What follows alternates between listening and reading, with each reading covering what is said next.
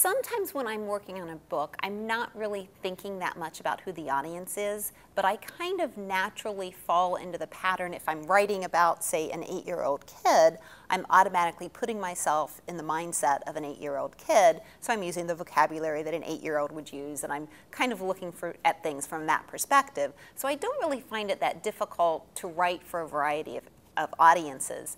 It's kind of funny that when I started out writing, I was kind of imagining the kids who would be reading my books to be like I was as a child, someone who would just pick up a book and read it, and even if it was a bad book, I'd pick it up and read it. And so I felt like that was who I was writing for. And it kind of amazed me when I started getting letters from kids and hearing from teachers that they saw my books as appealing to reluctant readers. And I thought that makes it a lot harder to think that I'm writing for kids who don't want to be reading.